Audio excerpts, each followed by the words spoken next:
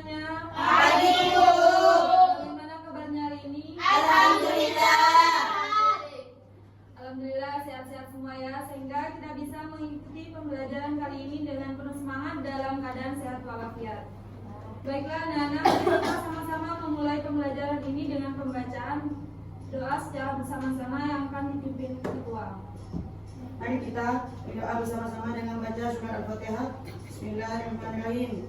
Alhamdulillahirabbil alamin. Ar-Rahmanir-Rahim. Maliki yaumiddin. Iyyaka na'budu wa iyyaka nasta'in. Ihdinas siratal mustaqim. Siratal ladzina an'amta 'alaihim ghairil maghdubi 'alaihim waladdallin. Amin. Waliwalidayya walil mu'minina amin. Doa selesai. Baik, terima kasih. Sebelum pembelajaran dimulai, Ibu ingin mengabsen terlebih dahulu. Sulis, Ada, Bu. Jumati, Ada, Bu. Nuris, Ada, Bu. Mita, Ada, Ibu. Siva. Hadir, Ibu. Baiklah, ternyata hadir semua ya. Sekarang Ibu ingin mengingat kembali pembelajaran tentang minggu lalu. Tentang apa? Ada yang masih ingat pelajaran minggu lalu? Lupa, Ibu. Tentang itu, Bu. Tentang makanan dan minuman yang halal dan haram. Kali ini kita akan belajar tentang toharoh. Kita mulai dari materi yang pertama, yaitu pengertian toharoh. Ketika Ibu menyebutkan toharoh, apa yang kalian pikirkan tentang toharoh? Bersuci dari nada. Ada yang tahu lagi apa itu toharoh? Membersihkan badan. Ya. Jadi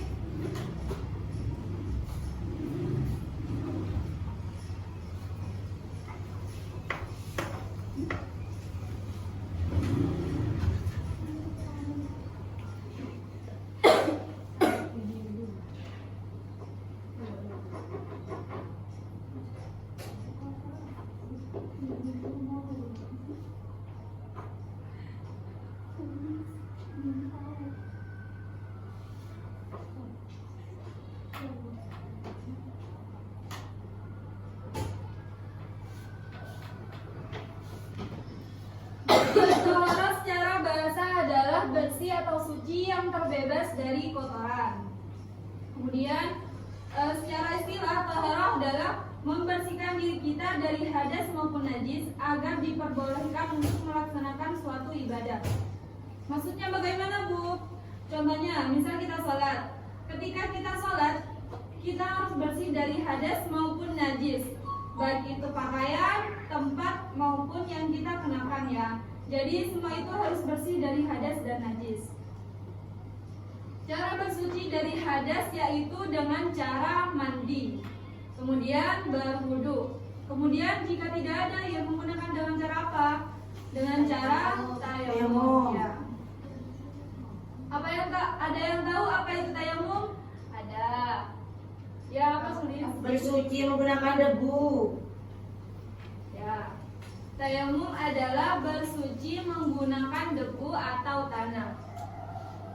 Misalkan kita dari perjalanan jauh mau bersuci ingin sholat. Ketika kita sedang ada di dalam perjalanan yang kita tidak mungkin untuk bersinggah di masjid seperti perjalanan di dalam tol, seperti itu. Kemudian bagaimana cara kita bersuci, Bu, untuk melaksanakan sholat? Yaitu kita bisa dengan cara tayamum dengan menggunakan tanah atau debu. Seperti ini caranya.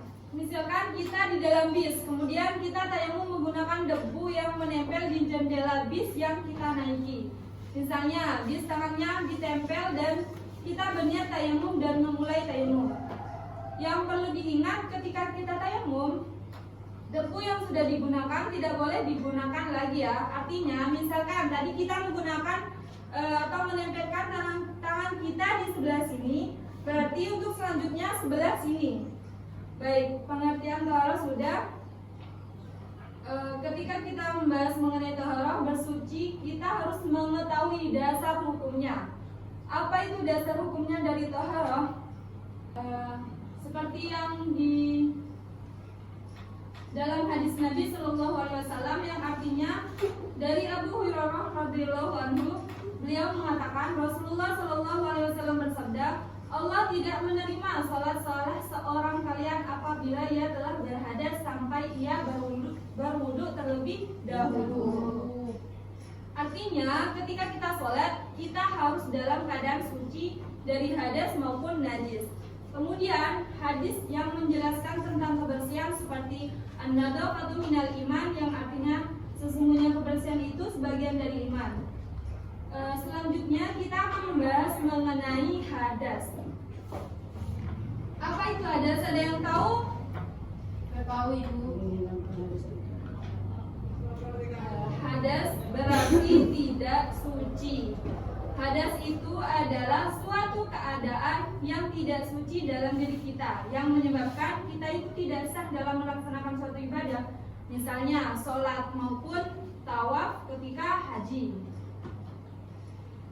Setelah kita mengetahui pengertian hadas, apa yang kalian ketahui tentang hadas?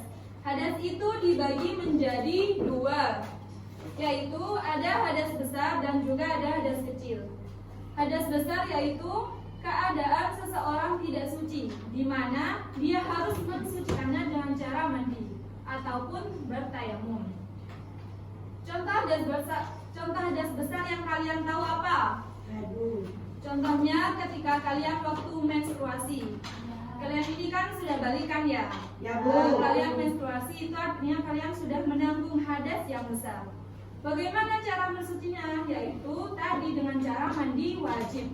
Dan sekarang kita harus tahu bagaimana cara mandi wajib, yaitu dengan meratakan air ke seluruh tubuh, mulai dari ujung rambut sampai ke ujung kaki. Kemudian setelah hadas besar yaitu hadas kecil.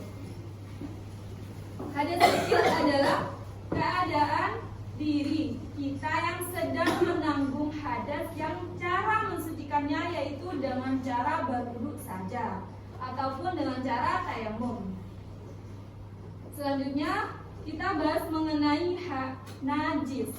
Kata najis, apa yang kalian ketahui tentang najis? Tidak suci. Sesuatu yang menjijikan. Ya. Najis itu kotoran. Jadi najis adalah suatu kotoran yang menempel pada diri kita sehingga menyebabkan kita tidak sah menggunakan suatu ibadah. Najis itu dibagi menjadi berapa? Ada yang tahu? 7. Najis itu dibagi menjadi 3. Yang pertama najis mukhalafah. Sudah tahu semua ya? Ya, Bu. Mukhalafah terlebih dahulu. Tahu sitok. Satu-satu. Ya Bu. Yang pertama najis muhafafah. Apa itu najis muhafafah? Najis ringan atau kecil. Nah, najis muhafafah itu adalah najis ringan, yaitu najis yang cara mensucikannya hanya dengan memasukkan air ke bagian ataupun ke tempat yang terkena najis. Contoh dari najis muhafafah seperti apa? Ada yang sudah tahu? Kotoran ayam. Nah, najis muhafafah ini contohnya adalah ketika ada anak bayi berusia kurang dari 2 tahun dan dia belum makan ataupun minum kecuali dia hanya minum ASI ibunya. Itu dinamakan najis muhafafah. Selanjutnya kita membahas tentang najis yang kedua, yaitu najis mutawassithah. Apa itu najis mutawassithah? Najis sedang. Ya, najis sedang. Najis mutawassithah adalah najis yang sedang. Maksudnya bagaimana Bu najis yang sedang itu? Najis yang sedang itu yaitu najis yang cara mensucikannya dengan cara menghilangkan ataupun mengambil najisnya terlebih dahulu. Kemudian baru disiram air ataupun cipratan air ke tempat yang terkena najis.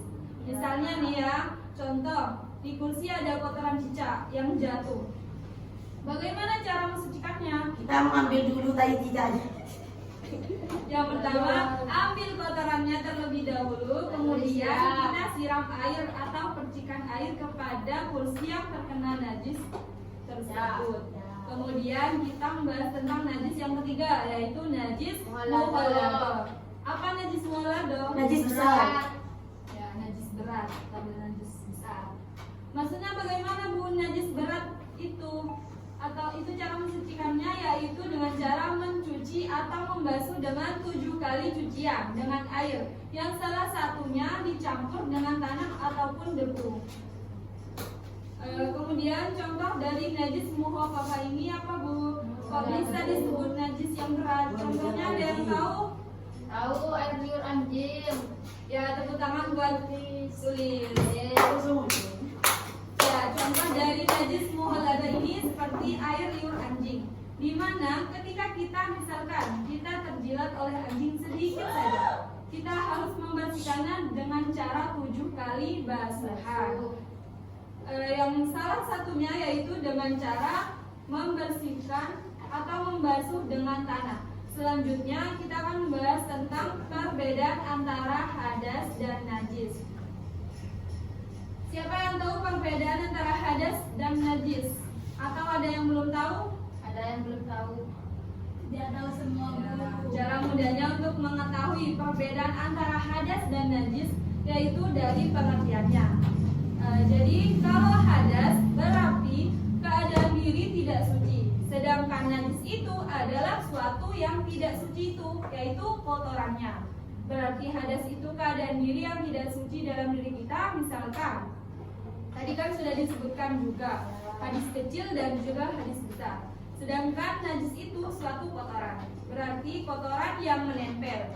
Misalkan tadi kan ada kotoran cicak, itu dinamakan najis. Dari sini dari perbedaannya paham ya? Ya, Paham Bu. Kalau hadas itu suatu keadaan dalam diri kita, sedangkan najis adalah suatu kotorannya. Paham? Paham. Baik. Baiklah anak-anak, alhamdulillah cukup itu saja hari ini. Tadi kita sudah mempelajari tentang toharoh atau bersuci. Setelah itu tayamum. Setelah itu macam-macam hadas dan hadas besar dan juga hadas kecil dan juga macam-macam najis. Dari penyampaian Ibu tadi, apa ada yang ingin bertanya atau ada yang ingin ditanyakan? Tidak ada Bu. Baiklah, jika tidak ada pertanyaan, Ibu berharap kalian sudah mengerti semua ya.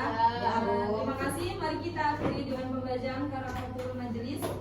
Bismillahirrahmanirrahim. Subhanallah bihamdika asyhadu an la ilaha illa anta astaghfiruka wa atubu ilaik. Terima kasih. Apabila Ibu ada salah kata atau tindakan tidak sengaja baik pun sengaja, mohon dimaafkan. Wabillahi taufiq wal hidayah. Wassalamualaikum warahmatullahi wabarakatuh. Waalaikumsalam warahmatullahi wabarakatuh.